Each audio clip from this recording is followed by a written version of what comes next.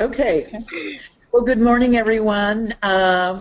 We are at Northern Arizona University, and Tisha and I welcome you to our first training workshop for the mini grant process for NACP.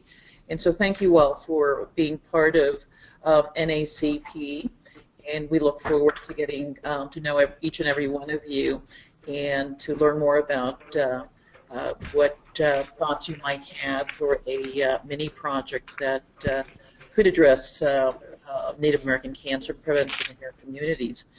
So welcome, and I know we're always going to have a little technical difficulty, and so just bear with us, and we will do the best that we can, and look forward again to talking to each and every one of you, and developing a unique partnership with all the communities that want to be part of the mini grant process.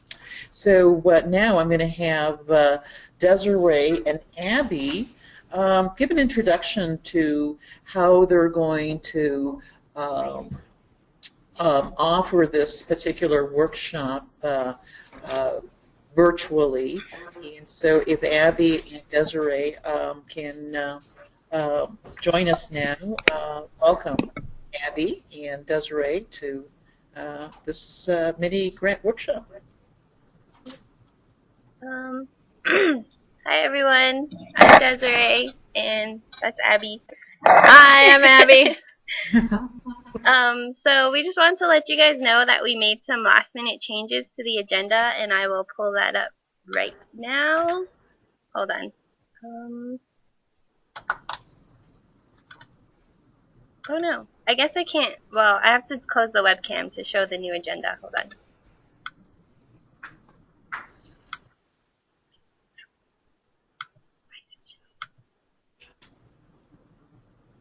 Oh.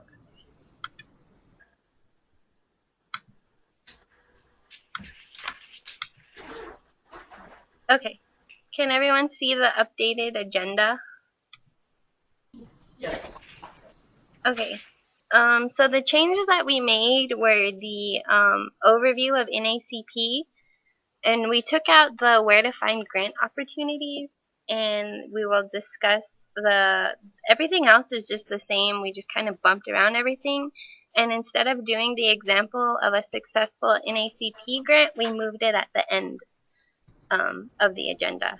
So if you want to make any changes to your current agenda, you can do that.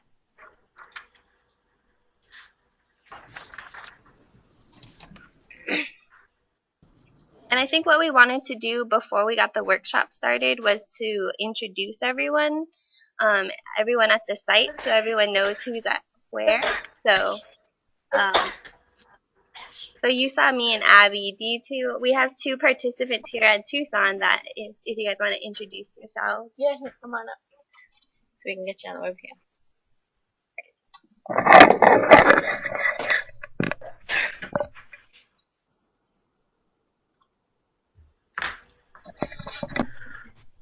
Good morning, Eliza Lupi from White River, Arizona.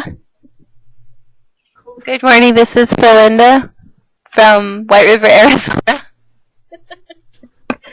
Okay, thank you. And does Hopi want to go next to introduce people? Yeah, they're in Tucson. Did I say Hopi? I meant Flagstaff. Sorry.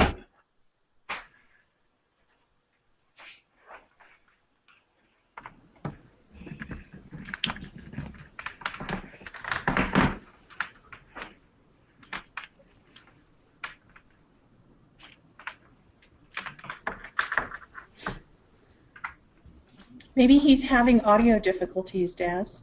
Do you want to just introduce Kellen? Oh, I meant. Hello. Yeah. Hello. Okay. Are we here? Yeah. Hi, Kellen. Okay. Oh, I'm sorry. All right. Everybody's going to be introducing themselves again. We were on mute.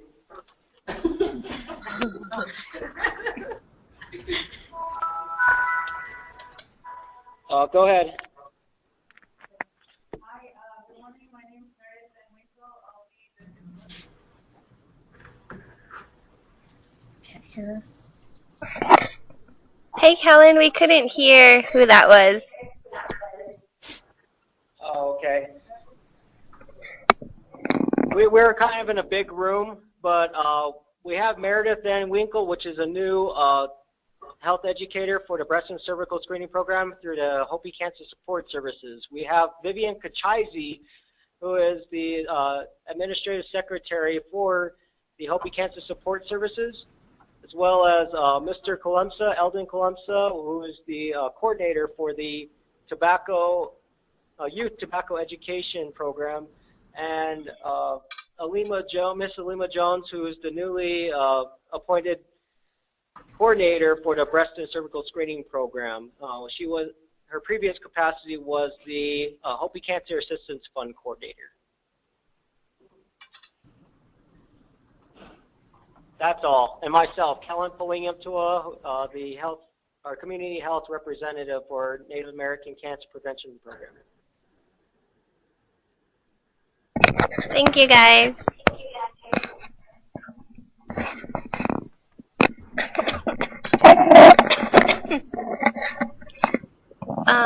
Does Flagstaff want to go next?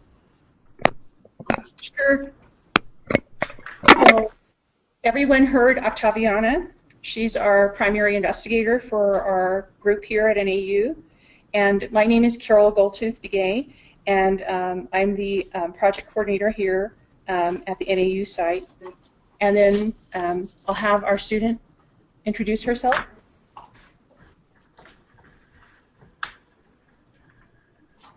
Hi everybody, my name's Monique Scott and I'm the new student worker here. And that's Flagstaff, everyone. Thank you. Do you want to mention who's here from the community? Just the names. Okay, sure. We'll mention our community members. Thank you. So we have Teresa Montoya, who's with the Community Neighborhood Association, and they're concerned about uranium contamination in their water, as well as Tanya Ballou. Oh, Tanya, okay. And then I'm a researcher, but I'm volunteering. She's a volunteer. Oh, great. So Teresa is a researcher, and she's helping Tanya's neighborhood group association in kind of addressing her issue with water contamination. Okay, great. It's good to see you guys. And then we also have Tennille Cody from NACP.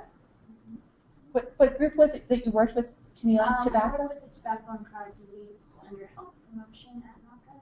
Okay. So Tennille works with tobacco and chronic diseases at NACP. And then we also have Sheena Tallis. Hi, Sheena. What do you work with at NACP? The diabetes program, health promotion.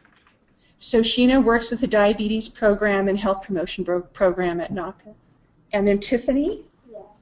I work with the Coconino County Public Health Services District under the tobacco and chronic disease prevention program as well. So Tiffany is with Coconino County, and it's great to see everyone here. Thank you for coming. So Des, we're done with our Flagstaff group. Do you want to? Okay, thank you. Kelly and Amanda, do you want to go ahead and go next? Hi, my name's Amanda. You probably heard from me on emails. I'm an MPH student, a graduate student that's assisting with the Partnership for Native American Cancer Prevention, and I'm a member of the Pasquayaki tribe. Good morning. My name is Kelly Larla. I'm with Northern Arizona University, and I'm the evaluator for the Partnership for Native American Cancer Prevention. I'll let you guys. Yeah, we have our community members. Do you want to introduce yourself? Good morning. My name is Priel Johnson. I work with the White Mountain Apache Tribe CHR program. Good morning. My name is Cheryl Silver, and I work with the White Mountain Apache Tribe Client Business Office. Good morning. This is Gita Salas. Actually, I'm retired, but I'm still involved in cancer at the Gila River community. That's why I'm here. Good morning. My name is Timmy Nosey. I'm with the White Mountain Apache Tribe CHR program. And that's all I have here. Okay, thank you, everyone.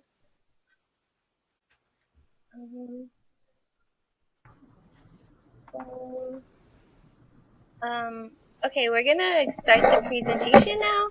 And so my name is Desiree. I'm the project coordinator of I didn't say this before. I'm the project coordinator of NACP.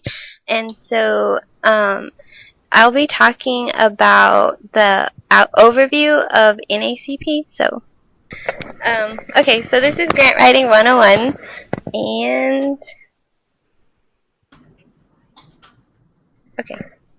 We did sort of introductions. Shelly's going to join us a little bit later, like at 10. So, and then I guess we should have pulled up these slides. And that picture is of me and Amanda at our summer research conference. And also, Dr. Solomon is also our co-PI for NACP. And she couldn't be here this morning, so I think she might be popping her head in a little bit later to talk to everyone. So hopefully she'll be in at some point today. And then we also have our co-investigators. So Dr. Mary Coythan works with the College of Nursing, and she does the cancer connections with them. And so she goes out and she does the patient navigation with the Tohono O'odham Nation. And then we have Dr. Christina Lukaitis, and she does she's an investigator. She does she has a research lab, and she does that sort of stuff. And then she also gives presentations like on Cancer 101. So a couple of weeks ago, her and Carol were out in Kayenta doing Cancer 101 talks. And so, yeah. And so just wanted to touch base on our workshop goals, which is to provide participants or to guide them into writing a grant application draft. So just going over NACP. So NACP is the Partnership for Native American Cancer Prevention, and this is our logo, and this basically talks about all the, hold on. It just briefly describes what each symbol means. So, you see the first hand with the cactus, it represents U of A. And then the adult and the child represents community. And then the prayer and feather represents the National Cancer Institute, symbols of blessing and curing. And then the furthest hand with the mountain represents NAU.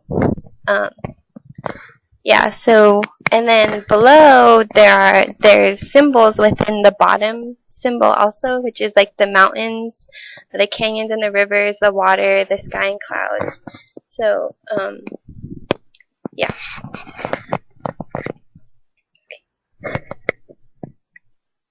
Okay, so NACP is funded through the National Cancer Institute, and it's a collaboration between the University of Arizona and Northern Arizona University with the goal to eliminate cancer disparities in Native Americans of the Southwest. And the NACP is composed of 3 cores. So there's the training core, which their goal is to increase the number of Native American students moving through graduate and professional levels. So they have a summer research program where they recruit undergraduate students, and they work in research labs, and they do different projects relating to cancer.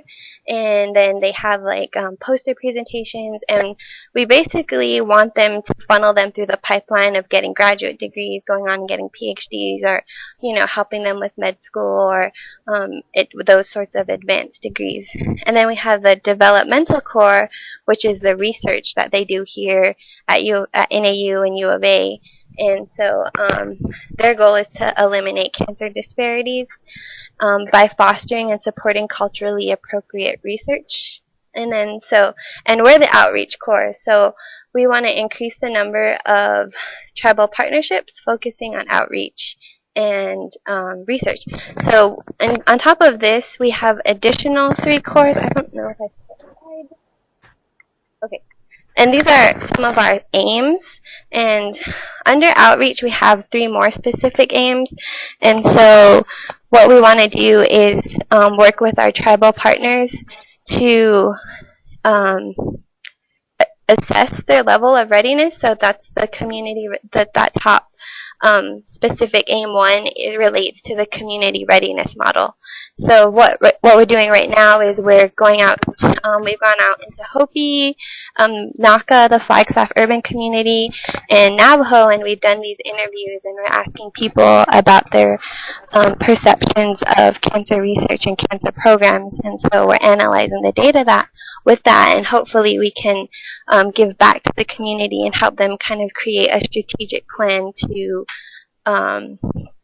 help them, guide them through cancer research, or helping them with cancer projects. So, and then we also have our cultural task force, which is developing a toolkit and training program. Carol works on that, and we have a task force composed of community members, and they give us feedback on the type. So we created an outline of like what we think is important that researchers know about working with Native American communities and in regards to cancer, and we want them to be more knowledgeable about working with Native American communities. So that's one of the goals that we're trying to accomplish. And then our third specific aim is actually this community grants, our community projects. So we want to fund primary and secondary cancer projects in Arizona for Arizona American Indian and Alaska Natives. So the training program today is a part of that community grants programs. And so here's an example of kind of last year we had year 1 of our community projects. And so here's an example. Here are the 5 agencies that were funded. So the Holistic Wellness Counseling and Consulting Services, they're actually based out of here in Tucson. And so their project is ongoing. So right now they're working with cancer survivors and cancer patients to provide healing through art sessions and traditional healing. And that's Miguel Flores is doing that project. And we also had the Hopi Cancer Support Services and the Hopi Cancer Assistant Fund, where they also did art therapy, and they also did their annual Climb the Mesa event in September. And we also did the Navajo Epicenter, and the picture to the right of the text is what Navajo did for their campaign. They wanted to create cancer prevention messages, and so they created 4 of these similar to this, and they put them in the Navajo Times and the Gallup Independent, and they also created a 60-second radio broadcasting. So, and then the Tohono O'odham Cancer Prevention, they're translating their cancer literature into digital files for their elders and the community members in the Tohono O'odham language. And then the Tucson Indian Center, they actually use their funding for their Summer Spirit Youth Camp and their youth coalition. And so they do like tobacco cessation and that sort of thing. Okay. So the purpose of the community grants proposal is to develop is to provide resources directly to American Indian tribes and communities to increase their capacity in cancer prevention, control, and programs.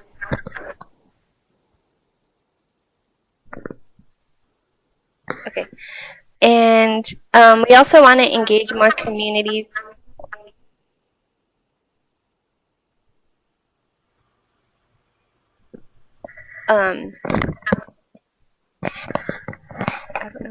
At a variety of levels, and to provide technical assistance to improve their research or their cancer prevention and control programs to address cancer disparities. And so for this current proposal, these are the categories that we would like to, or that we're providing funding in. So cancer education, cancer awareness, cancer outreach, support networks, cancer training, building infrastructure to support cancer programs, developing a tribal cancer plan or cancer policy, and conducting a cancer research project.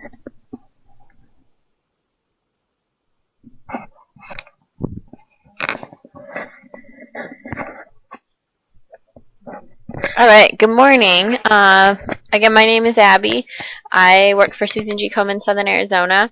I'm the grant manager there. And so today we're primarily going to be talking about the NACP small grant opportunity, but we wanted to alert you to another opportunity. Komen, Southern Arizona has grants that are specific to breast cancer. And so if you wanted to do a project within breast health or breast cancer education, screening and diagnostics, treatment, or survivorship support, I can give you my contact information and we can talk further about that. And then I wanted to let you know that there are actually 2 Komen offices in Arizona, so some groups may be covered by one office and some groups may fall under a different office. So Southern Arizona is the 6 southernmost counties, and then Northern Arizona is everything sort of north of Pima County. So they're different grant opportunities, but if you are north of Pima County, then I can definitely point you in the direction towards the other Komen office. So just let me know if anybody is interested in breast health funding. And then with that, I think we're going to move on to planning a grant application. Does anybody have any questions or comments at this point? As we are moving on to planning a grant application,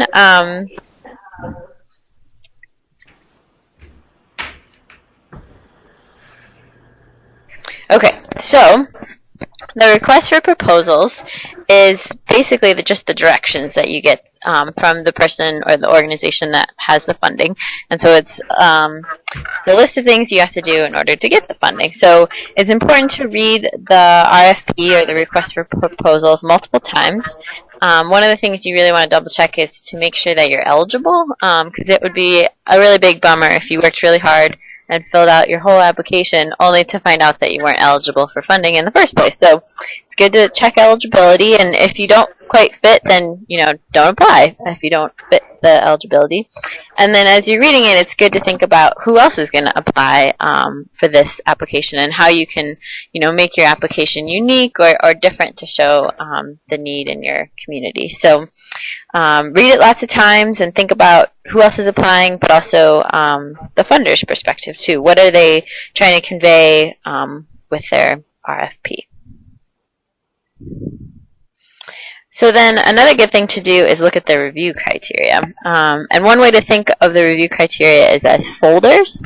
So if the information that you're thinking about putting in your narrative or in the other sections of the application doesn't fit into these folders, into the review criteria, then you can just discard it, because the reviewers are looking for, what they're being reviewed, or what the grants are being reviewed for. So how do you understand the review criteria? So when you look at the RFP, and I think everybody has a copy of this, right? Yeah. Okay, everybody has a copy of the RFP on the USB. So on the last page, I think page 13, it lists what the review process is going to entail. So they're going to give you different points for different sections, and they're going to look at the statement of need, the project plan, the budget, and then some evaluation. So it's important when you're thinking about what sort of project you want to do and how you want to describe that project to look at the review process. Okay. And so we're lucky with this NACP grant that they give you what they're going to be looking for in the review process. Sometimes in other grants they may not state the review criteria, and so if that's the case with a different grant, then you can talk to the funder and try and get some more information about what the grants will be reviewed for, and even try and get an example copy of a grant that's been funded. Okay, so here's the RFP. And if we scroll down to, I think it's page 13,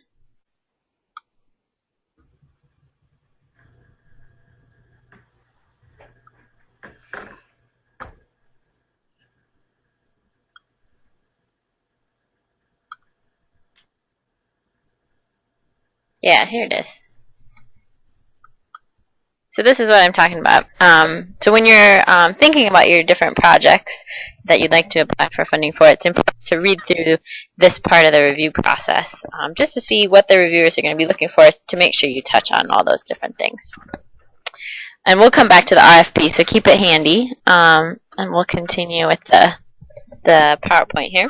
So another thing to look at is the purpose, or the reason for which something is done or created, or for which something exists. So you want to step back and think about your mission. I mean, what's the mission of your agency or your organization, and how it relates to the funding agency's purpose. Are they aligned? So again, in the RFP, the aims that Des went over a bit ago are available on the second page.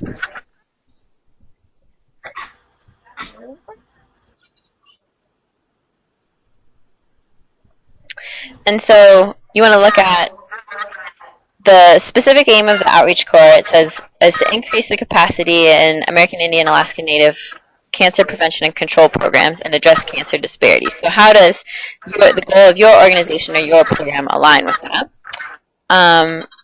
And you want to discuss any sort of, or think about common goals. If your organization has goals that are similar to that, that's an important thing to touch on in the application too. And then you always want to apply for something that you feel excited about or passionate about, because grant writing involves lots of hoops that you have to jump through, and there's lots of steps and lots of paperwork, and so it's really important to pick something or pick a topic or a program or an activity that you're really excited about. So if you feel really excited about music therapy, apply for a grant for that. Or if you feel really excited about health education, you can apply for that. And then finally, it's really important to make a plan. So think about, in order to get this grant application in order to go from the RFP to a completed grant application, it's important to make a plan. So think about what you need to do, when you need to complete it by, and does your organization have the resources to do the project. So map it out, and when you're doing that first draft, in a couple of places it'll say you only have space for a certain number of words, or you only have a certain number of pages, but for now, just for the first draft, don't worry about those limitations. We just want to get something on paper. So we're going to go ahead and move to our activity here. So I think each site should have this planning a grant application questionnaire. So pull that out. And I think we'll just have each site do this on their own. First, we'll have everybody read through the questionnaire, the planning a grant application, reading an RFP, and then we'll give people time to actually read the RFP, and then if each group can together go through the questions and fill that out. And we'll give people about, like a half an hour to do that. Are there any questions? Okay. There are a couple of things I just wanted to highlight from the planning a grant application RFP. Some key points. The deadline for the application is December 1st, so it's important to get all the pieces of the application to Carol at NAU, and all the details on how to submit are on the last page, page 14 or 15, I think, of the RFP.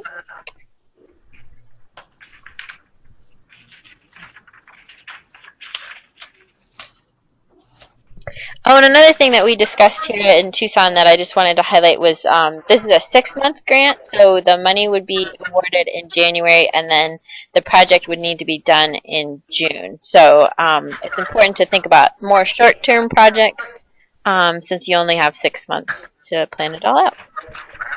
Does anybody have any questions or comments from the activity?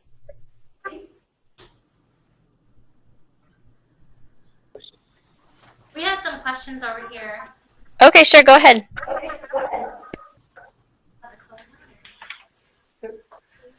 I think two questions. So one is to clarify the deadline is December 2015.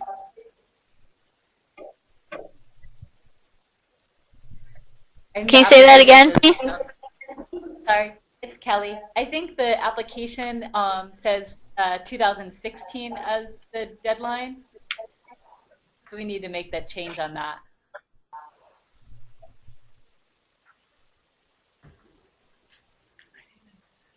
Is that on the third page? There was a question about research.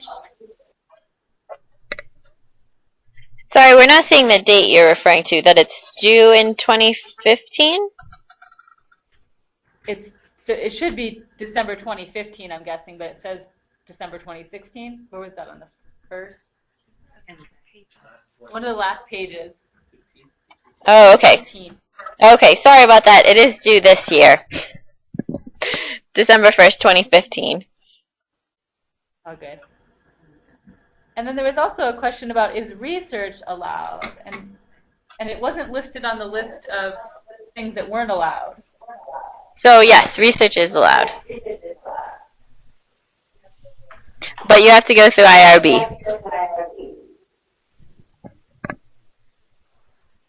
Abby? Yeah, is that Kellen? Yeah, this is Kellen.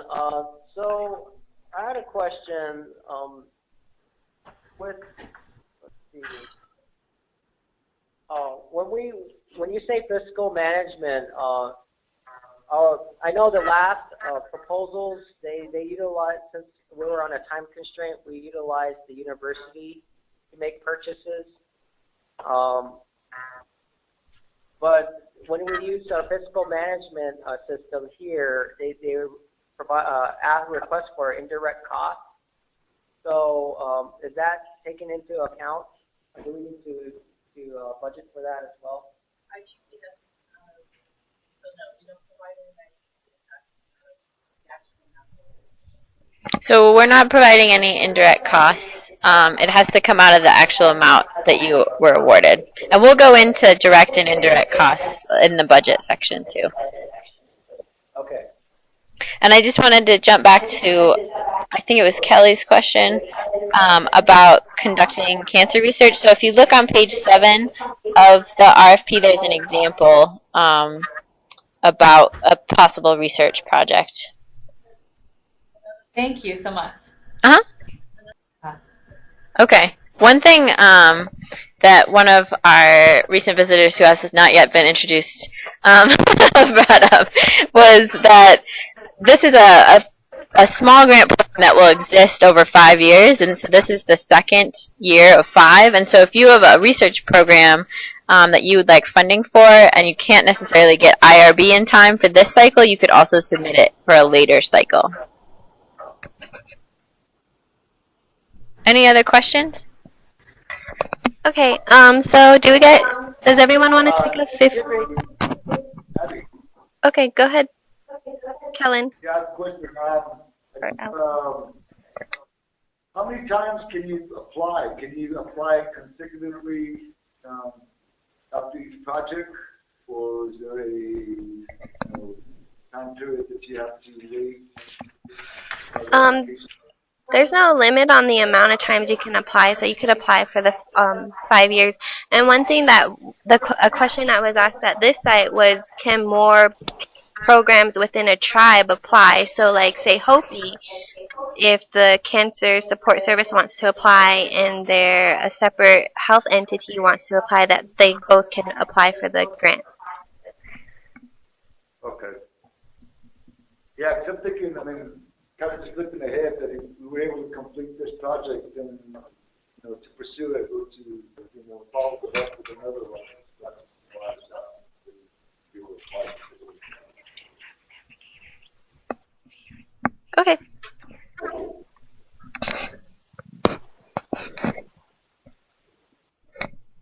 Okay, so does any we can take a 15-minute break and then we'll come back at 11. And then we'll go on to, what is it? Writing a narrative. So we're still waiting on our next speaker. So we just wanted to check in and see what sort of grant ideas people had so far. Carol, do you want to start at NACP? Or at NAU, I should say. Thanks. Sure, Abby. I'll start on the front row here on left of where I'm at. And we'll go around in a circle. You can just speak. Do you want to introduce yourself? Yeah. Or probably stand here. You can come up. Okay, but hello, my name is Tanya. Can everyone hear me? Yes. Can you guys hear Tanya? Yes. No. Okay. Well, our community probably needs some type of support need. I saw that in one of the descriptions. Starting a support group for people who are currently fighting cancer, as that's part of the need, and also setting up, establishing like a flyer if they start to have preventative care, a list of things that they need to talk to their doctor about. As some people are getting sick even more, we've had that chronic exposure for so long. And what else? That was the two so far. So have they... Sorry, I have a partner. Hi, good day. I'm Teresa Montoya. I'm a PhD candidate at New York University studying anthropology, and I'm volunteering with the Uranium Task Force in Puerto Valley and also the Emergent Homeowners Association in Sanders. And these two entities are kind of working in tandem. I think the Uranium Task Force is a little bit more health-focused over the broad region.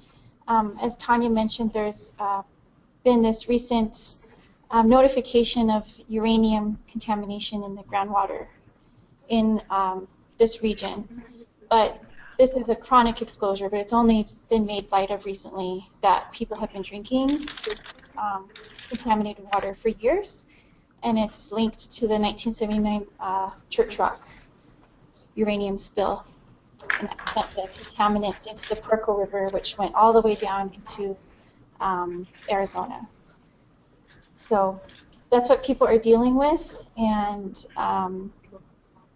from what I understand, there is a need for greater community education around uranium contamination issues, and of course the health-related issues. There is a lot of cancer in the community, but people, I don't think necessarily have the tools or know where to go to assess what their health needs are. And I know renal failure is one of the main issues with uranium contamination, and there are people in the community that have kidney cancer, kidney-related health issues.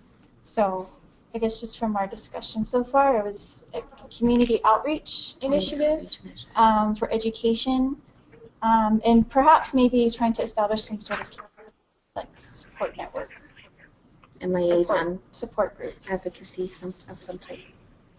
Mm-hmm. Great, thank you. Okay. Yeah. And our next community member, who else would like to provide? You guys want to come up? Yeah. Teal. What exactly are we sharing? What your project is about? Your idea? Our idea. So my name is Tanelia Cody. I'm a health educator with Native Americans for Community Action and here in Flagstaff. And I believe the way that my agency or my program can help is pretty similar to community outreach, and I think competing with NACP, since we are in the same community and we address the same population, I think just on our end would be more of a collaborative effort. But the patients that I usually serve are usually in the I'm in the prevention range of work. So I believe it'll be more of a collaborative community outreach, community education type project. Thank you, Tanya. And now we have Tiffany. Sorry. Good morning, everybody. My name is Tiffany Kerr. I work with the Coconino County Public Health Services District under the Tobacco and Chronic Disease Prevention Program. And I kind of fall under the same scope of work that Tanelia does with NACP, but I'm just more of the tobacco side of it, or the whole Coconino County side of it. So we do work with a lot of the Native American population on the Navajo and Hopi reservations. mostly up in Page.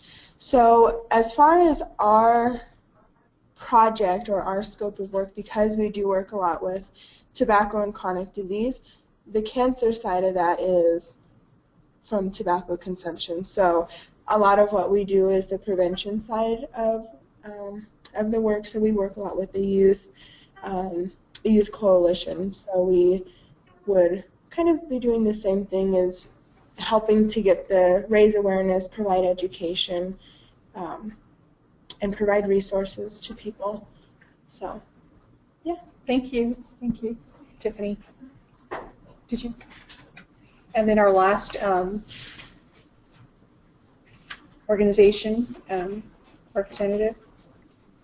Hello, everyone. My name is Sheena Tallis. I also work for NACA. I am the diabetes case manager for the Special Diabetes Project for Indians.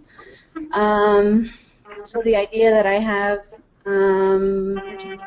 is to either implement or promote exercise through our wellness center, health education through nutrition, and kind of assessing when a patient who's been diagnosed with cancer or who is recovering from cancer treatment is able to begin an exercise regimen program to increase cardiovascular fitness, decrease their risk of heart disease or reoccurrence of cancer. The other thing that our wellness center is really good about is support. So NACA could be used as a Native American hub for cancer support patients, and just really tackling the part of fatigue that's associated with cancer treatment and then cancer survivorship. But that's all I can think of right now as far as having this grant support those efforts through our wellness center, because our personal trainers, fitness coaches are ACSM certified, meaning they're able to work with all populations who are who have been diagnosed with some type of chronic illness, and breast cancer is one of the larger populations that that would benefit from physical activity. Great. Thank you, Sheena, for sharing that. So that's all of our groups here in Flagstaff. Thank you, everyone. Does Phoenix or Hopi want to go next?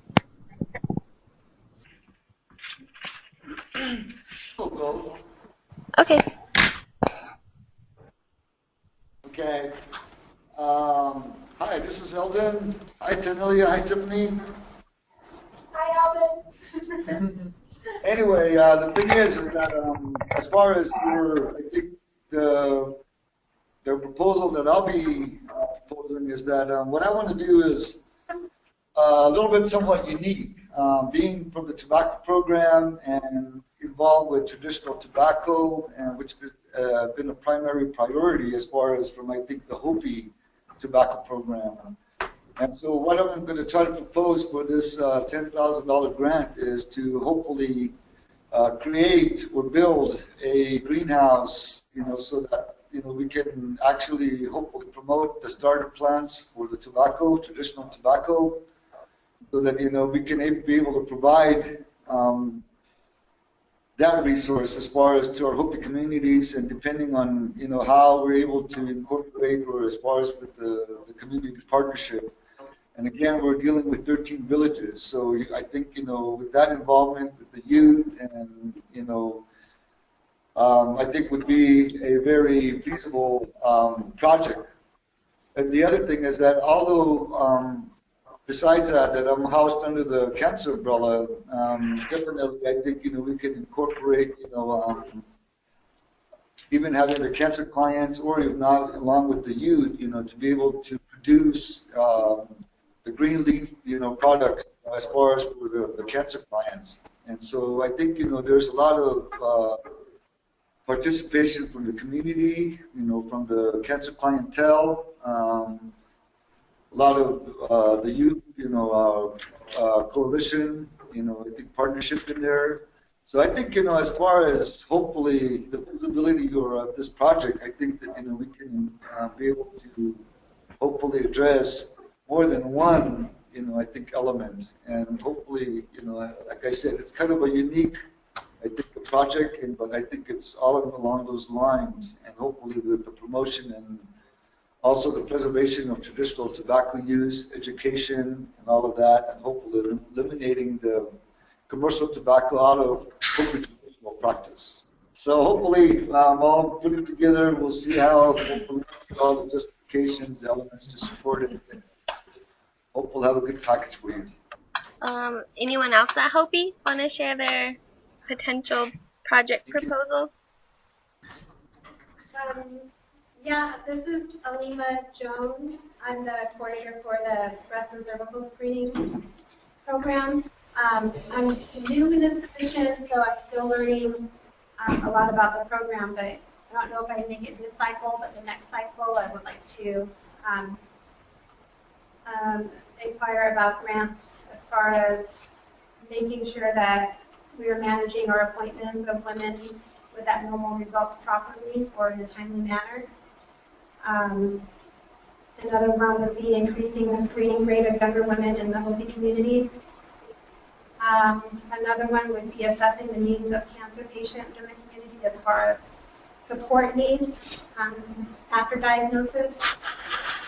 And another one I can think of is increasing the knowledge of the people in the Hopi community, Hopi Tewa community, on the benefits of healthy eating, healthy foods, eating the foods that our ancestors ate.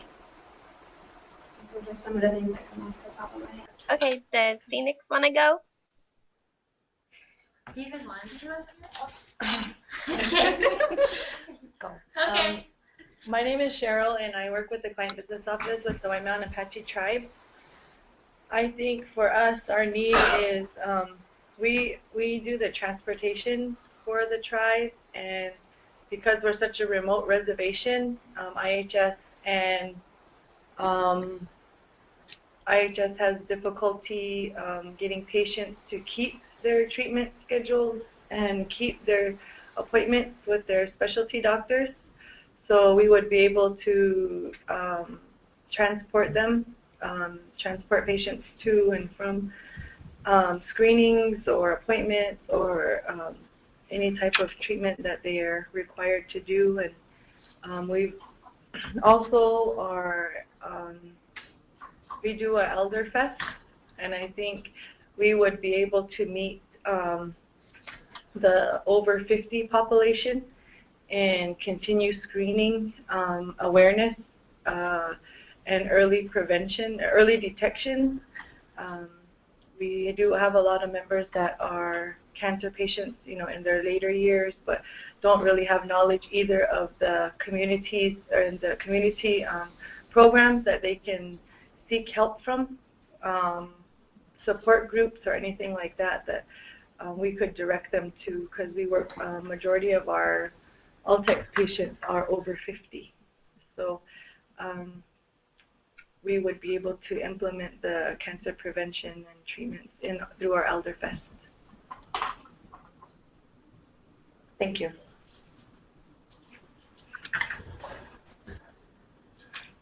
This is Priya Johnson. I work with the CHR program with White Mountain. Looking at the RFP, I jot down a few things we're already doing, and this grant would just enhance our abilities and our capabilities, and add additional resources for us. We're already educating on cancer, not just a specific one, but the different kinds. But in White Mountain, we're noticing that they're just not following through with mammograms, colon cancer screenings. We'd like to generate some cancer literature and brochures, and do our best to try to coordinate and facilitate some type of cancer support group that's realistic for us right now.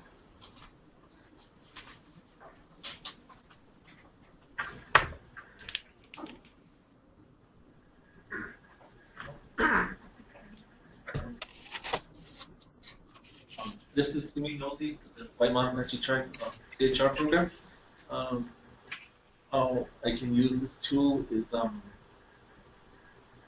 with the cancer awareness, print out some brochures, advertisements, especially on men's health. For example, we have a big men's conference in June. We don't really pass out a lot of the cancer education, so it's something good to come up with this and recruit our men to get their prostate checks. Few clients of mine that don't, they would tell me, the doctor told me to come in and do a prostate. What is it? So I need the education first so I can tell my clients what they're expected for, as well as colon screening tests. I think a lot of our tribal members are too embarrassed to have to give a sample to the lab, so it would be good to get the more education and then also return it to our tribal members so that they can keep their appointments. And also start up some kind of cancer support group. That would really work good in our community too. This is Dita Spalis. I'm a volunteer at the Gila River community, and it has always been my dream to have a cancer resource center in the tribe, a central place where patients and families could come together and do some arts and crafts, do therapies, do you name it. They have some of the resources there, but they don't have a central building.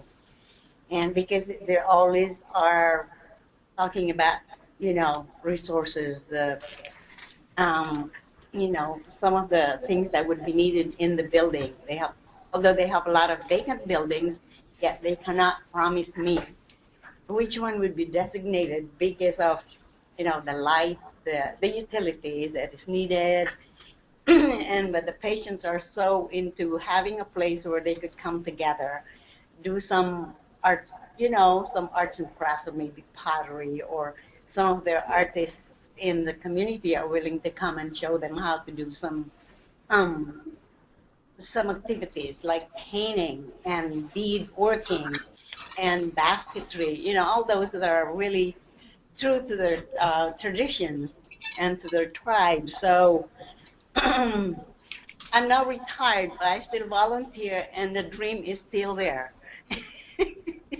And if I could find funding for this, so this is what I have in mind for, it could be just a short term, and at least the patients and the family or the community would be able to assess, was it really helpful? And I'm sure it would be helpful because they've been talking about this for a long time. So we just need a boost. Thank you.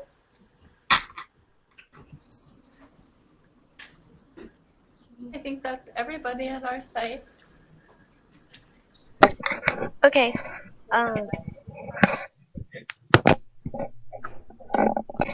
Okay, here in Tucson, we're going to have Eliza just share what her ideas were, too. Hello, everybody. Hi, Timmy. Hi, Cheryl. Hi. And hi, Priya. But my name is Eliza Lupi from the White Mountain Apache Tribe. I work with the Apache Diabetes Wellness Center.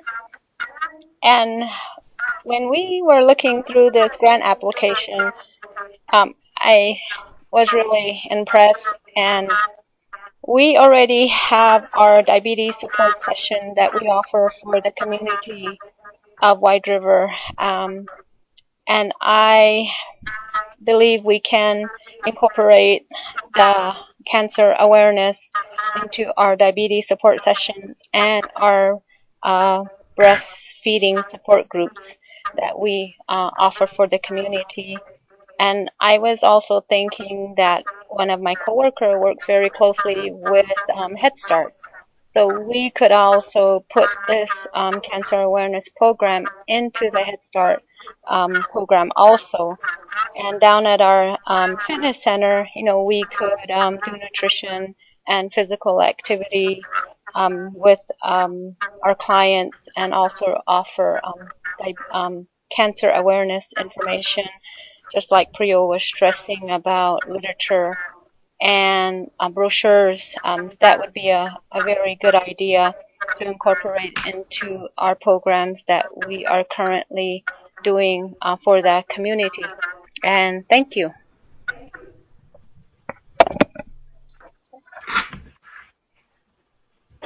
Abby?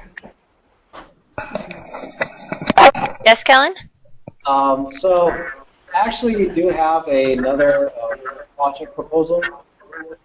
Okay, sure. I've been working, yesterday we had a diabetes expo, and I've been working with a lady that works at the local high school here in Hopi, and she has a Hopi cooking class. She works with the students about, what the native plant, how to cook the native plants and use the native plants in northern Arizona. And so, they were very interested in utilizing our coloring book about a healthy, active lifestyle that we created through NACP about 5 years ago, I believe. And with this project proposal, we're looking at maybe trying to do the same with another topic, but along the lines of cancer awareness and utilizing traditional food to help promote healthy, active living. Okay, great. Thanks for sharing that additional project idea. I appreciate it. So did we get everybody's ideas?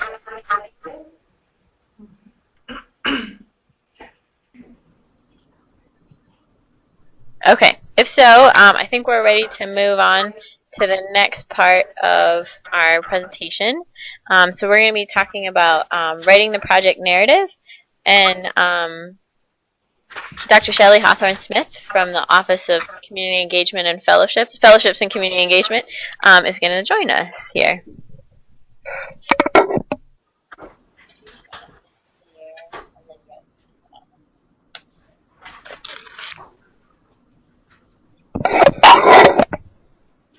Hello. Again, my name is Shelley Hawthorne-Smith, and it was really fun to hear some of the ideas that you all had. This is so interesting to me. I've never done this sort of format before, and it feels a little bit strange to talk to you without seeing all of you.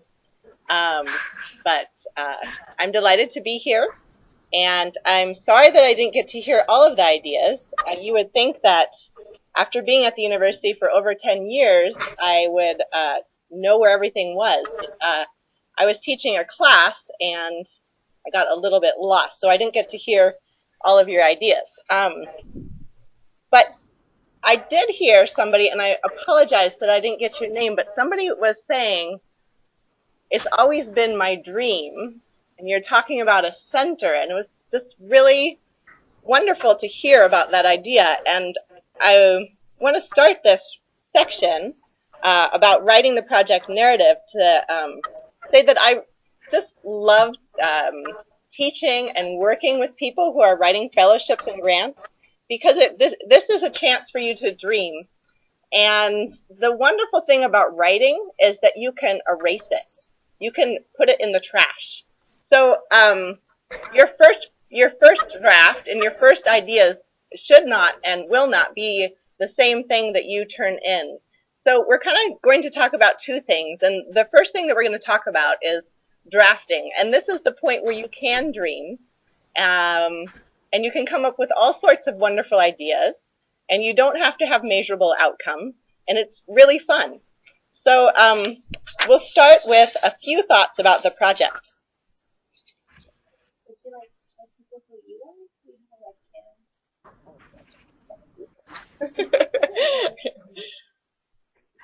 So you should have a slide there. It's easy when you're reading RFPs or hearing about various grant ideas for all sorts of wonderful things to pop into your brain, and you should pay attention to those and salute them. And after you do that, think about if this project helps your organization fulfill its mission. I know that individuals can also apply for this, and actually I think that also goes for individuals, is does this fit with what I truly want to do? And if you're an organization, think about the mission of your organization and if the project will help you fulfill that, that mission. After thinking a little bit more about a few of your wonderful ideas, think about if it builds on the strengths of your organization and if you and hopefully other people as well are really passionate about this idea. That I have read a number of grant and fellowship applications, too many to like even count or estimate in my brain right now. But it's so interesting to me how even if somebody is not a truly gifted writer, if they're really passionate about a certain idea or project, it comes through in the application. So you do want to propose something that there's some energy around. Think about building on the community strengths, and I'll come back to this a little bit, but I think one of the things that is problematic about grant writing is that it is often sort of deficit-based, it's focused on problems, and there's reasons for that. But step back a little bit and think about the strengths of your community and your organization. And then, of course, you want to be sure that the project is going to help fulfill the goals of the grant. So here's a few practical ideas about how to get started. You'll want to read the question carefully and respond to it. So it's helpful to sort of get into the RFP. So I like to print out the RFP. For me, it's helpful to see things on the page and just to jot down different ideas and to look at the questions and to respond to them. For me, it's helpful to read examples. So if you can get your hands on some previously submitted proposals, I love to have some examples of what other people have proposed. However, also don't be constrained by those. If you have an idea that is different than the examples you've read, but does respond to the RFP, then don't feel that that it won't necessarily fit. Also think about brainstorming, so either on writing or one of my favorite ways to brainstorm is by talking with other people. And then you want to reflect on the review criteria and other points of the RFP. So I just also wanted to ask you, what are some other ways that you get started on this sort of project? I would like to have maybe do some researching on the particular topic, whether it be your program or partners, whether they're a good fit. Yeah, thank you. So researching the topic, so looking into academic articles, into even news stories, or into other organizations that are doing similar things. I think that's a really great idea. Thank you. Anyone else? Other ideas for getting started? You could base some of that on the needs that your community has, being realistic and justifiable for us to see what our program is already currently doing. Just kind of create a roadmap. Oh, that's great. Thank you. So sort of, and actually that can lead really nicely into our next slide here. So another way to think about or to get started with these things is create a map. And thinking about I think you specifically mentioned problems, and definitely thinking about those, but sort of mapping out the strengths and let's see, we can call them problems or growth opportunities of your organization, of your community. So I would like to give you a chance right now. this graphic that this image that I put here might not is a little bit of a stretch of a metaphor, but I thought it was the thought that when I was writing this, the thought that popped into my mind is that you have to think about problems when you're writing a problem proposal. I'm sorry, when you're writing a project proposal. But I was thinking about how, in some ways, like it's like you think the problem is, oh, we're hungry, you know. This is not a real example. This is just a metaphor. And so if the answers bring food, but the other thing to think about is, what about watering the fruit trees here? So the reason that I have this image here of the roots is just to think about what are the roots in your community or in your organization of things that you do really well that you can build on in order to address those problems. So I'm going to give you just a couple minutes here for you to reflect on some of the strengths of the organization or individual that would receive funding, and then some of the strengths of the community that would benefit from the funding. So I'll just give you a couple minutes to jot down some ideas there. So I'll interrupt you at this point. So after reflecting on some of the strengths of your organization and your community, another step is clearly defining the problem. So in the RFP, there's a section that asks you to identify the cancer-related problem or health concern this project plans to address. Use this section to provide facts and evidence to support the need for the project and to demonstrate that you both understand the problem and can address it. Show data to support the extent of the problem as well as the specific need for this project. So this is asking for a clear articulation of the problem, and then also evidence that this problem exists. And then more specifically, that your project is needed. So it's asking for sort of a broad statement of a problem, and then giving some evidence and kind of narrowing down that problem to show the need for the project that you will provide. One of the things that I see in a lot of drafts of grant proposals is that people want to talk about a lot of things. And it's a little bit of a truism that you rarely can say more than one thing. So my suggestion to you is that you really focus on one problem. That does not mean that you should start with one problem. When you're drafting, you can talk about many problems. But by the time you have a final draft for your proposal, you want to start with clearly stating one particular problem, and this could be a broad one. For example, no health prevention program exists in XYZ community. So that would be a broad statement of a problem. But when you're drafting your proposal, you can start with a variety of problems and sort of decide how to frame or discuss those problems. So I want to give you just a little bit of time again to jot down some ideas for what problem, and then you can also think about a variety of problems, will your proposal address, and then consider what data do you have to demonstrate the problem, or what data do you need to get to demonstrate the problem. So I'll just give you a few minutes to either talk about or write down some responses to these questions.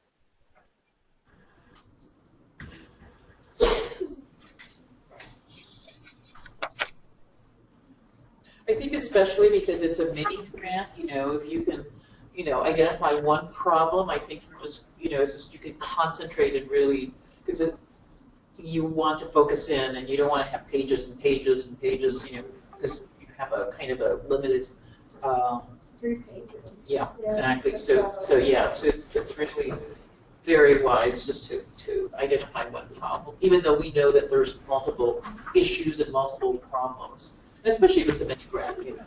Yes. I want to encourage you, as I was saying before, to have fun and think about what might be exciting to you in the community and your organization. And again, I want to make the distinction between writing the proposal and then submitting a final draft. When you're writing, or when you have a final draft, you need to have project objectives, and they should be specific, measurable, and achievable. However, you don't have to begin here. Writing specific, measurable, and achievable goal or objectives is often a little bit boring. So you might want to begin a little bit more abstract and think about, okay, what if this wasn't for $10,000? What if this is $1 million, and we could address the problem in any way we could imagine? Then what would we do? So I'm not going to give you time right now to think about that, because I have a feeling that most of you are getting hungry. But I just want to encourage you to consider that as you're writing your draft.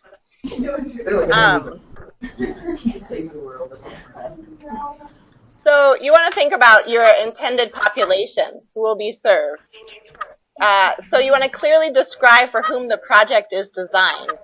And for some of you, this will be really clear. You might already have a group. For example, the group that we have here, they work with diabetes. They have a diabetes prevention. It's diabetes support. So they already have a group that they can decide to clearly describe. For some of you, you might not exactly know what population you're going to serve. So I'm just going to give you a little bit of time here to consider this part of the proposal. So think about for whom the project is designed, and then consider how you determine that this group has problems that need to be addressed, and then indicate the reasons that this particular group was chosen and why they'd benefit from the project more than another group. So that final bullet point there, when you're writing the final draft,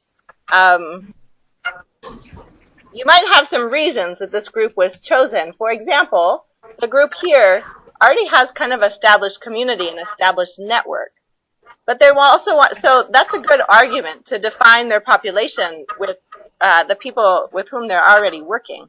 However, they want to consider why this group should be funded as opposed to, let's say, a group that works with after-school kids, or kids after school.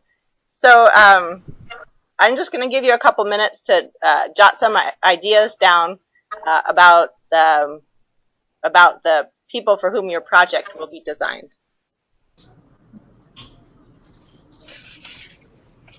And just in case you haven't read the RFP really thoroughly, I am taking you through this exercise because these are the main parts of the proposal. So the notes that you're writing here are the beginnings of the proposal, just so that's clear.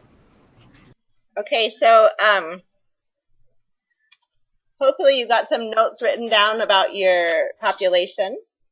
I think it can be helpful to just have some examples of goals. So the project asks for broad goals and specific objectives. And here, there's some examples of ways that you can define your goals. So you can talk about impact, increased life indicators, behavioral shifts. So your goal can be a specific change in behavior towards a problem. It might be an environmental shift, so change in environmental policy or law. It can be capacity, building new collaborations or resources. It could be skill development, or it could be a goal about knowledge. So we're going to move along, but I just want to encourage you to think about those categories, and I'm sure there's other ways to think about goals, but it might be helpful to consider those broad categories of goals.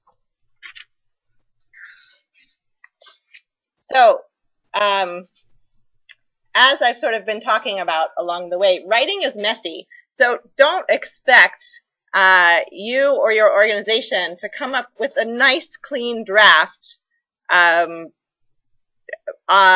first time you sit down to write your proposal.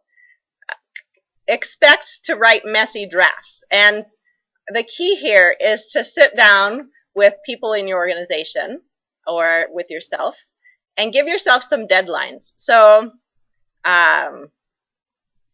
you might want to look at the deadline. Okay. So this is Abby again. Just to review, the grant application is due to Carol on December 1st, and then if you go back to the planning activity worksheet that we did earlier, on that last page there's a nice table that lays out a lot of the pieces of the grant writing process, and so you can put some of the due dates that Shelley mentioned on that to help maintain a good timeline so you can make sure to get all the pieces of the puzzle into Carol on the 1st. And the key, at least for me, when I'm doing this kind of project, is that deadline not be just my deadline.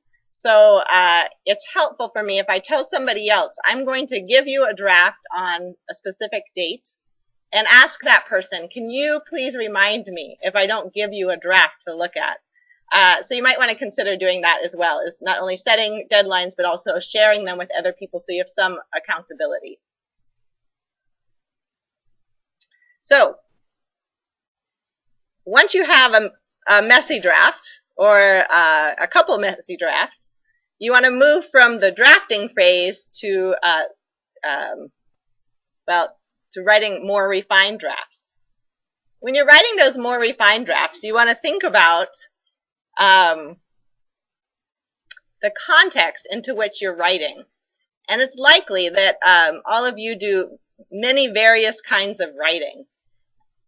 Writing proposals is its own beast. So it's helpful just to remind yourself of the context into which you're writing. As somebody who teaches writing, I love the rhetorical triangle. So you want to think about, and the idea of this triangle is that in every context, in every situation, you have a different purpose for your writing, and that means that your text will look different. So you want to think about who you are as a writer. Who you are as a writer in your organization is different than who you are as maybe a grandmother, or maybe as a patient. So think about the ways in which you're going to convey yourself as an author, and consider what you want the people reading your draft to think of you as an author. The danger in talking about this is that often people jump to the conclusion that that there's some deceit in here, but of course this is all in complete honesty, which should go without saying, but sometimes when I talk about this, I think people might get the wrong idea. And then you want to think about your audience. So when you're writing a proposal, you're writing to a set of people. You're writing to the Komen Foundation, and there will be people looking at your drafts. So consider the fact that they are people, and people like to read things that are organized. People like to be told short stories. So you want to think about that you're writing to a person, and you don't know exactly who that person is, but it's not just this vague organization. It's actually a person who's going to read this. And this person who is reading for the Komen Foundation has a specific set of values and priorities, and so you want to address those when you're writing. And then your purpose is obviously to get the grant, and you do that, and you achieve that by attending to the goals of the organization. So there's a circle around this triangle, and that's the context. And that involves all that's going on within your tribe, within Arizona, within the cancer research. So you want to also consider the things that are going on outside of the specific rhetorical situation into which you're writing.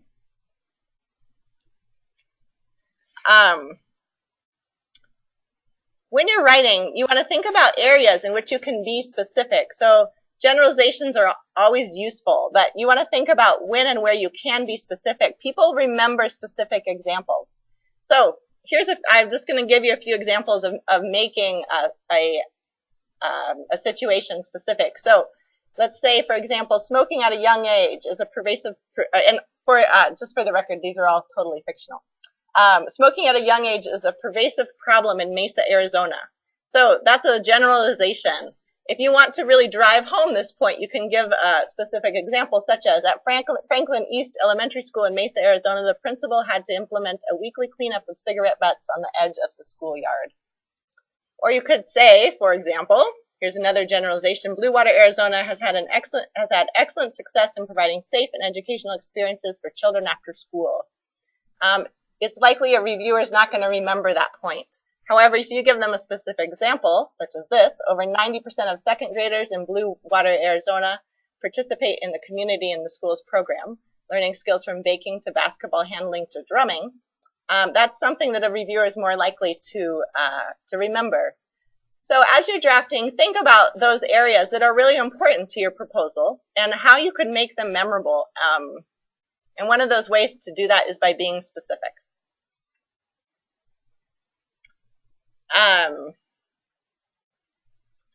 Sometimes when I'm stuck in the drafting process, I stop writing and I start organizing. So if you come to a place where you might have put your ideas all out and you might feel a little stuck, you can also you can think about organizing. You want to organize after you have a draft. One of my problems as a writer is that I like to organize along the way, and it makes me a really, really slow writer. So my advice, which I don't follow often enough, is that you want to organize after you have a draft. Always put your main idea up front. So again, remember that you're writing for a set of people, for reviewers, and they want their first question when they start looking at your proposal is going to be, what are they proposing? What are they doing? So sort of satisfy that need right away. Lead with your main idea.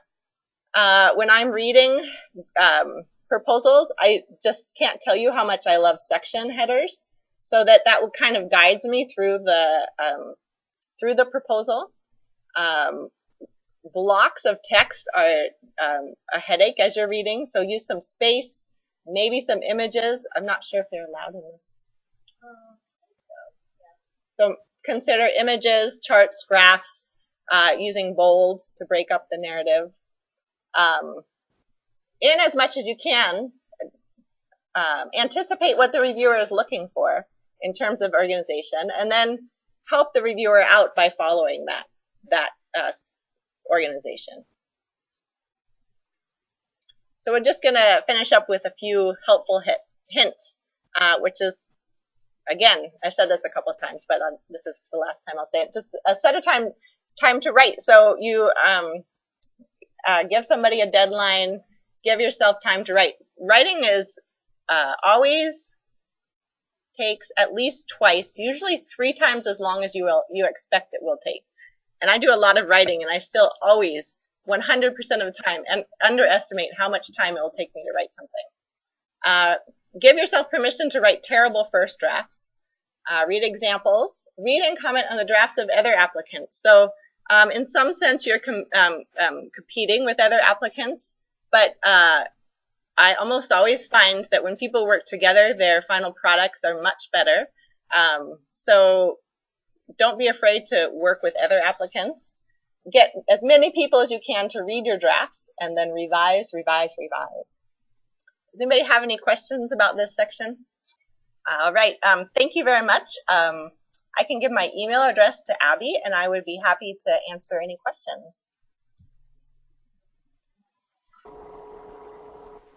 I had a question. This is Kellen from Hopi. Hi, yes. So, as a grant reviewer or a grant writer, I understand that the public health area wants to kind of decrease the amount of incentives to give a participant. Well, how would a reviewer see a grant proposal that's considering maybe having incentives as a part of an award system to increase screening rates? Hey, Kellen, this is Abby. Yes, if you feel like you would need to provide some incentives for the population that you're working with to get screened, that could definitely be part of a grant project. Okay, thank you.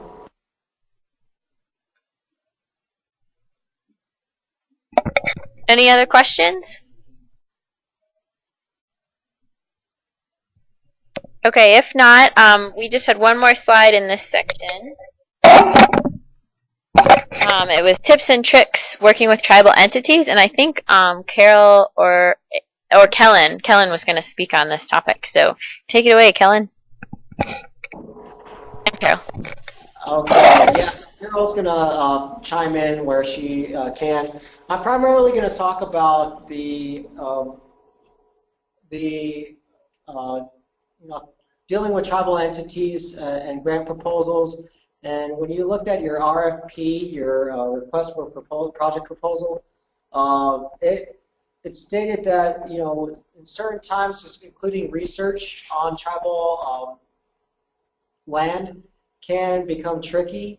And we were having a discussion here at Hopi, and one of the things is that with our process, primarily for Hopi, we don't have an RB process that will protect our participants, but we do have a process, and we have to go through tribal council approval for any research or survey being done on the Hopi reservation, as well as we have to seek approval from the Hopi Cultural Preservation Office. And so with dealing with those two entities, that timeline can range from, if you know who's who, probably about 3 to 6 months to a year. And so when we're talking about deadlines and project proposal completion deadlines, that may be a little bit more harder to obtain than rather than just doing a small community project. And so that's something to keep in mind, but there are a few of us here that are considering doing something along the lines of a community survey, specifically for a certain type of cancer, a certain type of question. That way, but they're wanting to work toward maybe one of the other cycles. And so that's one thing to consider. Another thing to consider is that, with your different tribal governments, they have different tribal systems. And again, primarily for Hopi, we actually, if we're going to do something along the lines of a project within a certain village, a community, we have to have cultural responsibility and respect. And so, it's an advantage to me, myself, because I am a village member from the Hopi tribe. But if I were to go to a village that's not my own village, let's say, for example, I'm from Masungnavi, Second Mesa area, and I go to Tuba City, Munkapi area, which is another village, maybe about, 30 miles away. That maybe 30 to 60 miles away. That those are some of the things that I when I go to that village, their customs are a little bit different. Their language is a little bit different, the dialect. And so, am I saying the right thing? Am I doing the right thing? And if we look into more, and Carol will go into this too, but if we look into more of the larger areas, as far as the Navajo Nation, there's different chapters that, from Rama to Kienta, that have vast differences in the way they do things and handle things. And so, it's something to take into consideration. It's not impossible. So, know your population, know who you're working with. Another thing to consider is that know your timeline, know how your tribal government or your tribal fiscal management system, how fast they work, because sometimes they may get bogged down to the lack of employees or the overturn in the employment system. And so there's a lot of things, the variables that go into that, but consider all of those variables. I know that there are some areas down south that that are different. They're under one name, but they're different entities. And so definitely, you're considering those, consider all the possibilities and all the barriers. Especially our own barrier out here. Our own barrier is our distance from each village and each government system. It could be anywhere from 13 miles to, like we said, 60 miles to another healthcare facility. And so we wouldn't want to expend all of our travel just to go to meetings and just to carry out a project. You know, we would want to put that money elsewhere, somewhere where it's going to, you know, actually go to the equipment cost or to the actual project itself, rather than gas. So that's all I have on my part. I don't know if Carol, do you have anything? While Carol is figuring out the her thoughts there, this is Tisha Solomon, and I just wanted to. I know that the timeline between now and December 1 is a very short timeline. We had to do that because of the way we have to roll out funds, but I don't want that timeline to prevent you from writing a proposal. So if you're not going to get it in by December 1, you think you might get it in by December 5, somewhere close by, go ahead and send it in anyway. If you're not going to be able to meet this time, just go ahead and send it, because we may hold it for the next period if you want. We may be able to, we may know somebody else who's funding something. For example, if you have an environmental project that you want to do, we may know someone who has resources for that. So don't hesitate to continue working with your technical assistance advisor we have in each one of these areas. Just go ahead and let us know what your ideas are. We think of this as kind of an innovation think tank opportunity. So tell us what your needs are, tell us what your interests are, and we will try and do it. Now, having said that, you still have to write a grant proposal, so you don't get out of the hard work. But I don't want the timeline to be a barrier for you. Okay, great. Thanks, Dr. Solomon. Carol, did you want to add anything? I think Kellen did a great job of talking about the logistics and possible issues with support resolutions and the timelines that are needed. So just be really cognizant of, if from your community, make sure you have support resolutions, think about it ahead of time, and if you know people in the community, it's usually much easier for you to get those support resolutions. But start thinking about it now, like even this coming week, about approaching people for your support resolutions and letters.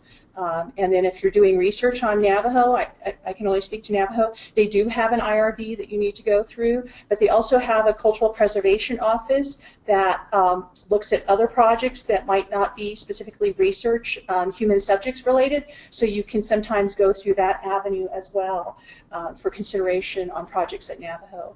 So that's basically all I wanted to say. And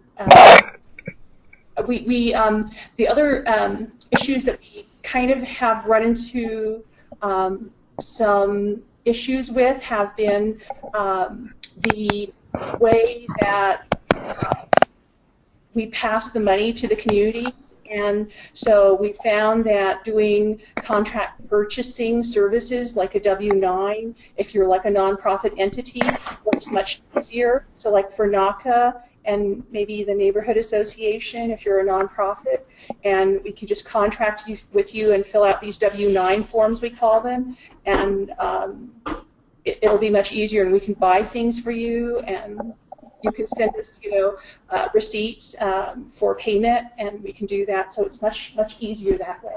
So I just wanted to say that a little bit. That's what we're having. Okay, great. Thanks, Carol. Does anybody have any questions or additional information they wanted to add? Abby? Sure, yeah. Hi. So I forgot to mention the IDC, or indirect costs. I know that Hopi Tribe has that. I think they're at a little over 10%. And if they were to go into council approval, tribal council approval, they would ask for that as well. And so, that's another thing to consider, because if we were to be housing the money in our fiscal management system, which would be the Hopi tribe, then that they would ask for that cost. But the contracting and purchasing services helped out a lot as well, because we didn't have to deal with that as much. Okay, great. Thank you. Anybody else? Okay, if not, let's go ahead and break for lunch. If possible, if we can try and be back together by about between 1 and 1:10, that would be great, because we have a couple more pieces that we'd like to go over before our 2 o'clock adjournment. So thank you to everyone who's participated this morning. Thank you to Dr. Shelley Hawthorne-Smith for coming in and sharing the piece about the narrative. And so we will touch base again in about 30 to 40 minutes. Okay. So let's go ahead and talk about budgets.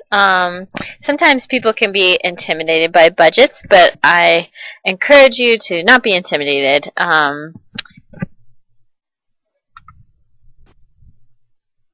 So there's really only 2 things you need, just a little common sense and a calculator, so you can add all those numbers up. And when you're thinking about your budget, just think through everything it will cost to execute your project effectively. Sometimes when people submit grant applications, they submit the budget for their entire organization, and so that's not what we're looking for here. We just want the cost of your project. So how much is it going to cost to make your program a reality? So there's a couple of budget sections that can be included, things like personnel, which is the cost of staff and any benefits that will be paid from the grant. But do note that the salaries are restricted to project activities. So let's say you have an employee who makes $30,000 a year, and they want to dedicate a third of their time to the grant project. So then you could only ask for like a third of their salary for the project, because we don't want salaries going for other activities, just for project time. Another thing that you could ask for in your budget is travel. This would be to reimburse project personnel for local travel. This could be things like mileage reimbursement or other travel costs. Equipment, that would be money to purchase equipment like a computer, printer, other critically needed operational equipment. Note that all equipment purchased with project funds must be used exclusively on this project during the project period. So if you need to get a computer, you can only use that computer on this project during the project period. And equipment cannot exceed 30% of the direct costs. So there's a limit to how much equipment funding there is. You could also ask for money for supplies. Supplies would be needed things for daily implementation of the project. So that could be office supplies, maintenance supplies, things like that.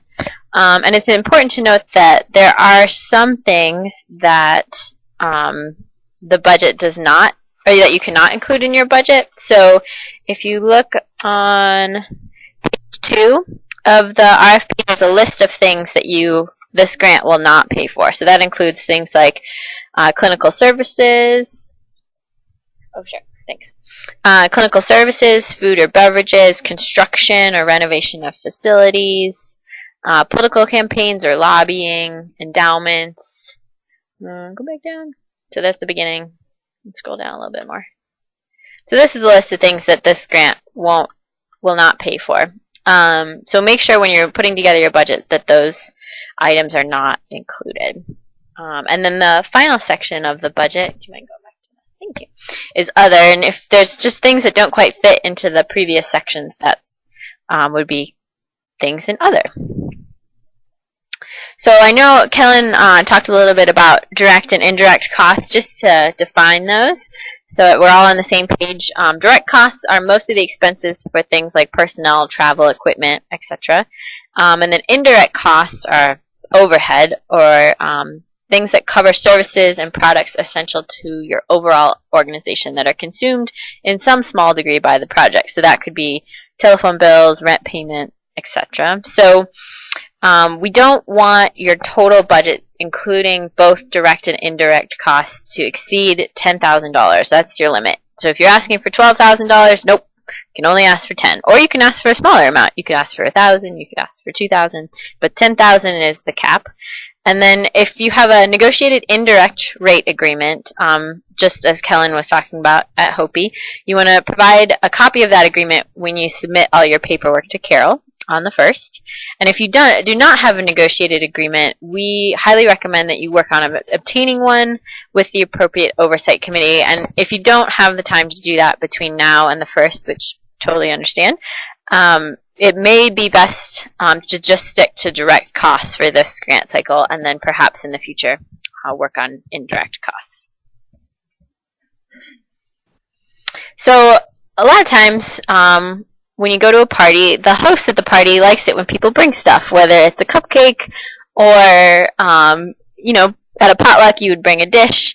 So just like when you're going to a party, it's good to bring something to the grant writing table or the grant table. So the reviewers, when they review the application, are going to look at what is your agency, what's your tribe's investment into the project. And sometimes, you know, it's tricky to provide funding, say, for the project. You may not have $10,000 laying around that you can use to fund your program. But what you could do is include in-kind donations. So an in-kind donation is a contribution of time, service, or goods made by a donor to help support the operation or services provided by an organization. So this is definitely something that the reviewers would appreciate in an application, because one of the things it does say in the RFP is that they're looking for community cancer programs with strong community buy-in. So by showing that you have an in-kind piece in the puzzle, you're showing that you have this buy-in, and it also shows sustainability. So let me give you an example. Going back to the salaries, let's say you have decided that you're not going to ask for any salary money for your grant, but you know you have to pay somebody to implement this program. So you can consider that an in-kind donation to the grant. So let's say your project director makes $63,000. This person will be spending a sixth of their time on the project. So a sixth of $63,000 is about $10,500. So you can say in your grant application that your tribe, your organization, is making a $10,500 in-kind donation. So in the actual application, can you bring up that? So if we go down to the budgets, there isn't a column for in-kind donations. Okay, so this is what the budget looks like. So you can see there isn't a spot here for in-kind, but what I would do if I were you is just tuck it into this budget justification section and say, you know, in addition to the funding that we've asked for, we are providing this in-kind donation. And if you don't want to do salaries, you could also do office space. You could say, you know, we're going to use this office space for our project, but we're not going to charge, or we're not going to include the cost of the office space in the grant, so that can be an in-kind donation.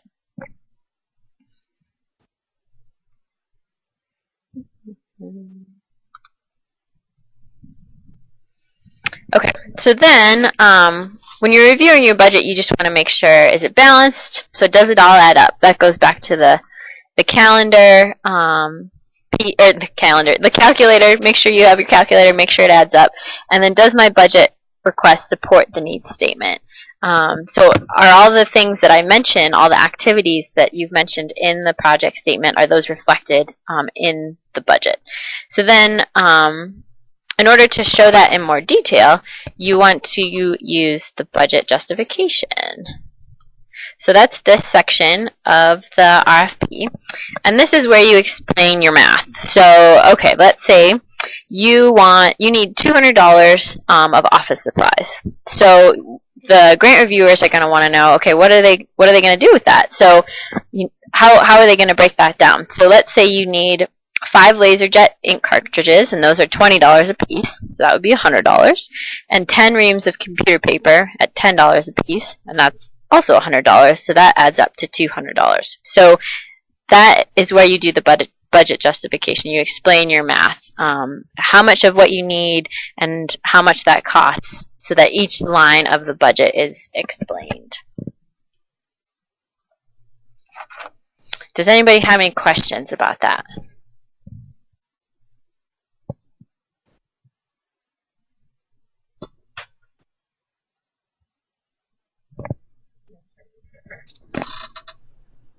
We're good in Flagstaff. Okay, great. Thanks, Carol. And here's two example budgets, just so that people can see. You can see that they're helping to explain how this money was, or how this number was calculated. So translator is $15 an hour, 40 hours a week for 4 weeks, comes out to $2,400. Did I cut somebody off? Was there a question? No, we were just saying we didn't have any questions in Phoenix. Thanks. Okay, great. Thanks, Kelly.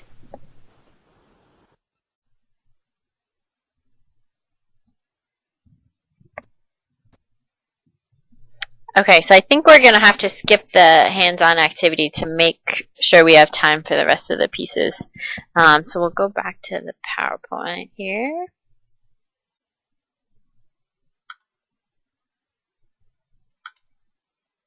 Okay, so the revision and review. Okay, so once you have a draft, you can go ahead, or we want to go back and review it to make sure that you correct all those nitty-gritty spelling errors, and to make sure you're definitely getting in all of your ideas and making sure that you're addressing the review criteria. So some review strategies are just to wait. So when I was writing papers in school, what I like to do is write it and then wait 24 hours and then read it again. And oftentimes all sorts of things will pop out at you that you didn't see before. It's a good idea to have others read it and respond to the drafts of other applicants. I know some of the people here have talked about how there's going to be multiple applications from one tribe, and so it's great to all get together and critique each other's drafts. And another good tip is to read your application aloud so that you can see things that you may not have been able to see when you were reading it on the computer or reading it on the page. We had a question earlier here at Phoenix. Okay, sure. Is that okay? Oh, yeah, go ahead. Okay. There was a question earlier, would NACP be willing to review any of the applications if anybody sent them a draft? Maybe that's a PI question, but...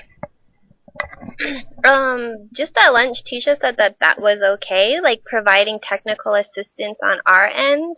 You know, if anyone needed help with like, oh, I have this idea, does this sound okay? I think as far as providing technical assistance, then yeah, I think that will be all right. Okay, and so who should those be sent to? To you, Desiree, maybe to Carol? It can be sent to all of us. I mean, yeah, you can send it to me and Carol or Amanda, and then we'll it'll very likely go between the three of us, and we'll give all our feedback. Awesome. Yeah. Thank you. Mm-hmm. Thanks. I also just wanted to tell a little story for those of you who feel like you might not have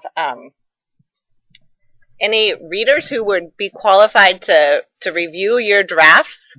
I was talking to a professor who was doing a research project with an online class that was a writing class. And they were trying to figure out if they could do a writing class with thousands of people. And so they did a study, and I will make the story short, but what they found was they had a group that got feedback from trained reviewers, and then they had the rest of the people get feedback from just other people in the class. So these were people who were still learning English. They were people who had maybe pretty minimal education. But what they found was that the reviews were of pretty equal quality as long as the writers, when they were asking for feedback, gave the reviewers specific questions. So in the next few slides, you'll see some specific questions that you can ask people who are reviewing your drafts. And so in general, you can have almost anyone review your drafts as long as you really guide them in their reading. Okay, great. Thanks, Shelley. So some of those questions that you could ask on a big picture when you're looking at the application from a higher level is Do I answer the questions that are proposed in the RFP? Do I answer the questions behind the questions? Sometimes in the application they may be proposing one question, but it may be clear that they would like more information about another topic. So, try and read between the lines. Do you answer all the review criteria? So again, look back to the back of the application and make sure you're touching on all the points that the reviewers are looking for. Do I speak to my audience? Just as Shelley talked about in the rhetorical triangle, are you speaking to the reviewers? And Des is going to go over a little bit more in a little bit about who the reviewers are. What is my main point? As Shelley said, lead with your main point. Is it specific enough? Do I support my main point? One of the discussions we had here with the White Mountain Apache group was that they may not have the data they need necessarily to support their main point, so they're going to have to work on coming up with the pieces to make the argument for what program they want to fund. Another is the narrative cohesive? Does it flow logically? And by the end of the proposal, have the ideas progressed? So sometimes it can get really frustrating, and sometimes your head just explodes, and that happens to everybody, so just expect it and know that we are here to support you. Des and I can definitely provide some support, or Shelley, so if you have questions or need some help with the writing, just let us know and we'll help support you through the process.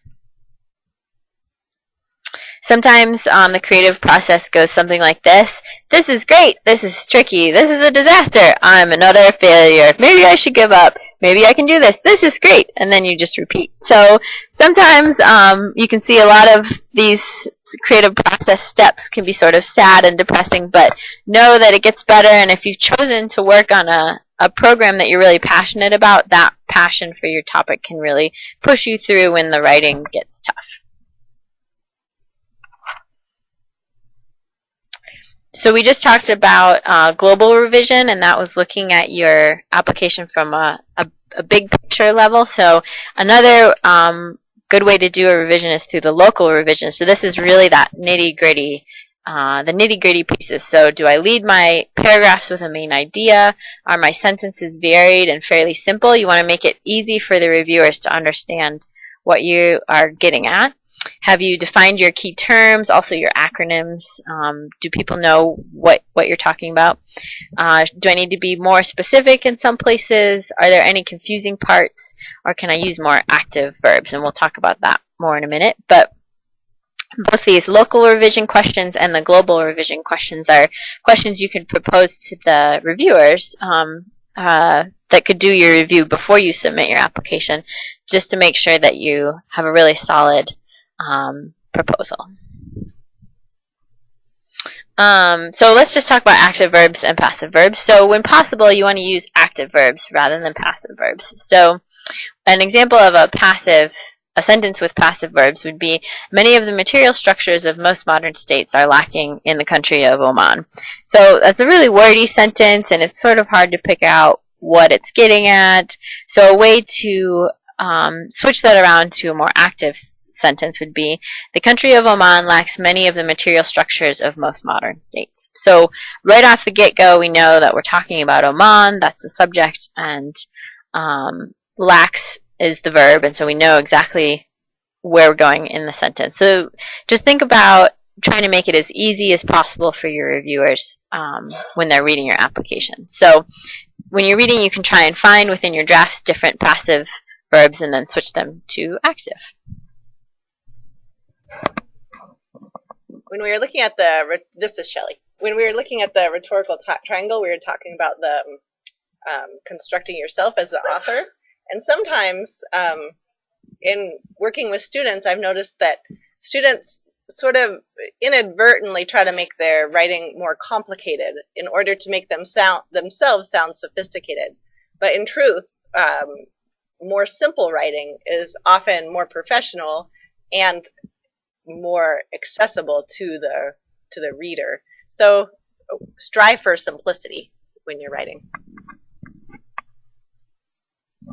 Okay, and then finally, introductions. So you may notice that introductions, although when we introduce ourselves to each other, that's at the beginning of a conversation, introductions when you're writing can come at the end, because you want to have all your main ideas already thought out before you write your introduction. So what you want it to do is introduce you, introduce your topic, and present a roadmap for your proposal.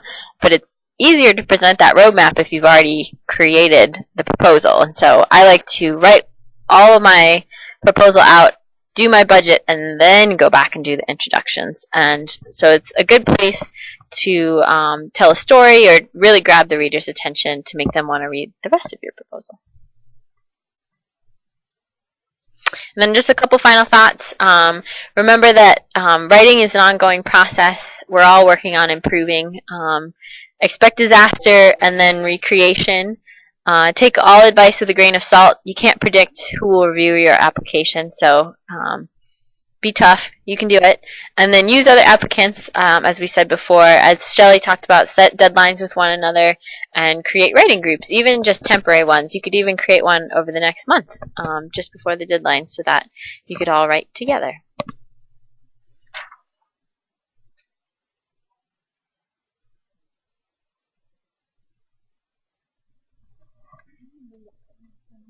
Okay. So, the review process is the piece where the reviewers review the application. And so Des is going to talk a little bit about who those reviewers are. And she'll give us some more details about the process. And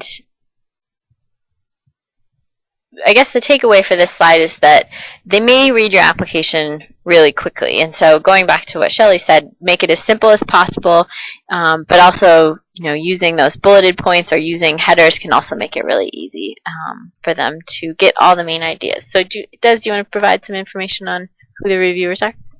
Hi everyone, this is Des.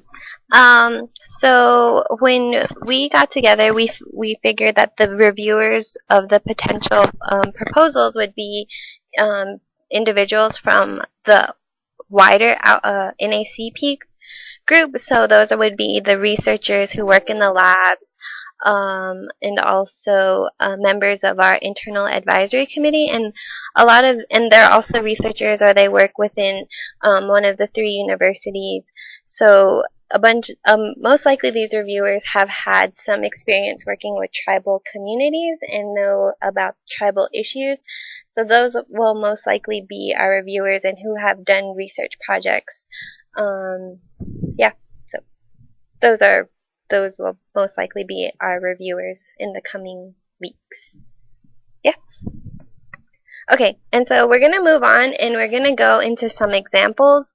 And just to let you guys know that these examples are an abbreviated version of what will be submitted on December 1st. These are kind of last minute examples that were put together. And so, yeah. Okay, so here's an example of the abbreviated version that was submitted last year. And so this project title is Culture is the Cure, Healing Through Storytelling of Art and Traditional Medicine.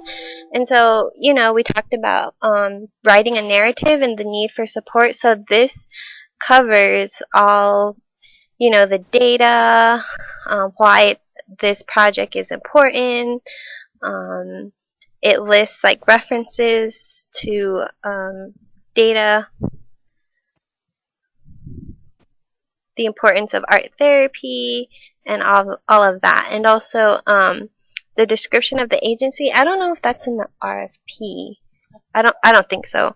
So we'll just skip over that. And then the mission statement, is similar to your goals or your objectives or your specific aims, in that, this group wanted to assist Native American and Latino men and women and children in developing healthy and holistic lifestyles by achieving harmony and balance in mental, physical, and spiritual health by practicing Western and traditional healing with cultural practices. So then, I don't know if expected outcomes and deliverables are also. I guess it's kind of also similar to the goals and the objectives that you would be submitting. So, like recruit 10 cancer survivors using traditional art forms,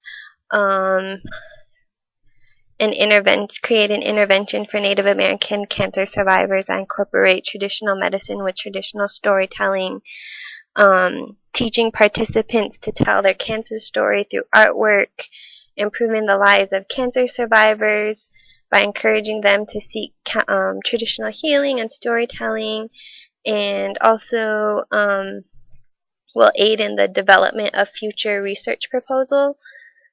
So to measure efficacy of cultural practices. And also the timeline. Here's a timeline. I don't know if that's it's a timeline isn't in the RFP, but this is what was created for for weeks. January 6th to January 27th, you begin recruitment, and you'd also visit survivor groups. So this is just a timeline of the deliverables or your objectives that you would like to meet.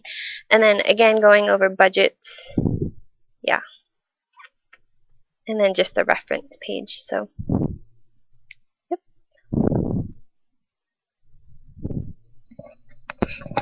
Okay. Does anybody have any questions about that example?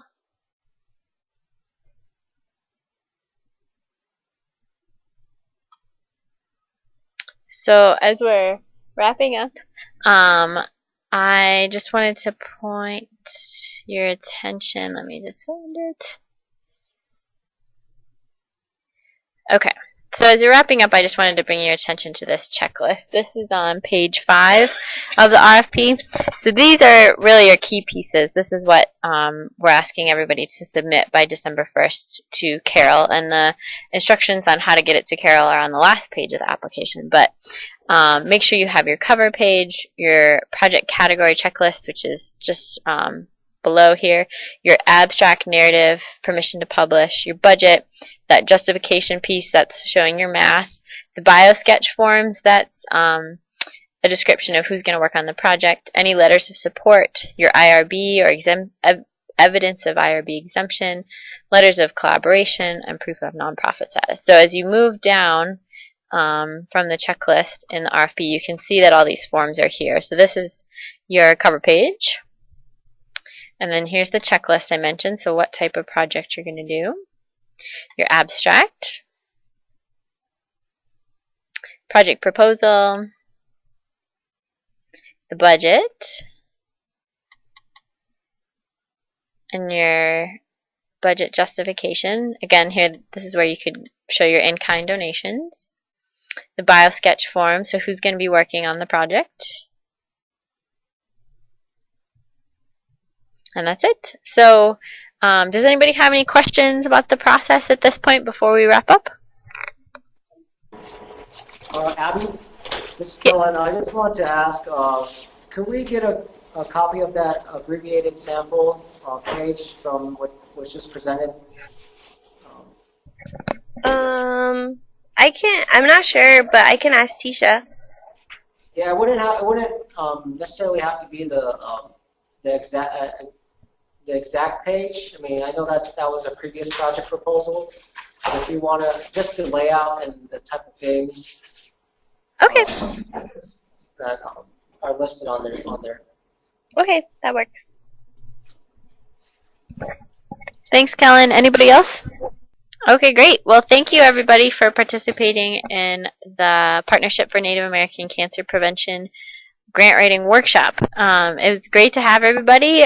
We would love your feedback on future workshops, because I think we'll do something similar again next year, so we want to make it as good as possible. So please give us any feedback you have. Thank you to Desiree for doing all the technical stuff. Thanks, Amanda, for going all the way up to Phoenix.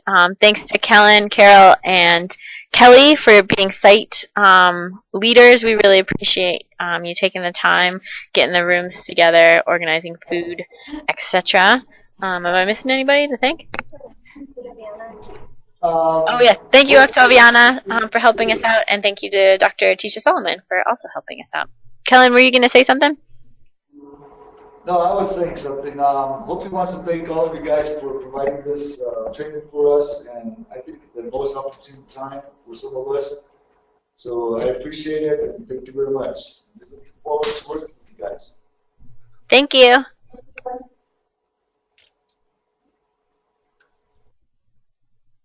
Okay, if no one has anything else to add, I hope everyone has a great day and travels home safely.